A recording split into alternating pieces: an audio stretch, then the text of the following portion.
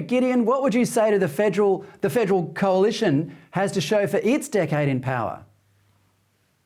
Extremely little, and that's very sad. And that's not just something that was unique to the federal government. I mean, state governments too often from the coalition have left very little in terms of legacy, partly because Labor plays to win. Labor are already, moving huge parts of their agenda through. They actually use political capital to get their promises implemented, very ideological ones. The Liberal Party seems to just spend a few years faffing around in white cars and then wondering where it all went wrong when the government blows away like dandelion spores. I mean, Tony Abbott would be the last Liberal Prime Minister who seemed to invest political capital when it mattered, who seemed to take on big challenges, things like abolishing the carbon tax, the unfairly maligned 2014 budget, which at least attempted to do something about the gargantuan debt, which has only gotten worse since. But when you look at the Morrison government, and in particular the Turnbull government, you see incarnations of the Liberal Party that just implemented a paler version of Labor's agenda. The message that comes out of the Liberal Party these days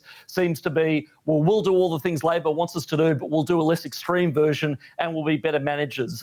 You only have to go back to the 2016 election where Malcolm Turnbull ran the slogan "Jobs and Growth." Now, that slogan was, first of all, nausea-inducing because you heard it so many times, but secondly, it was very notable for the absence of a verb. The Liberal Party has failed to make a case for the moral rightness of its ideology and its principles, and therefore cannot translate that into effective action when they get into government. All they can do is purport to be a better management team, but that doesn't really inspire people, and frankly, that doesn't lead to much better results, because we don't need better management, we need better government, or rather we need less government. We need government getting out of our lives, and we need a small government, small L Liberal alternative, which just isn't forthcoming right now.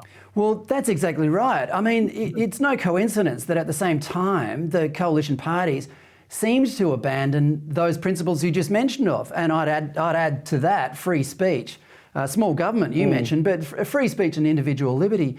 Those things seem to have been abandoned.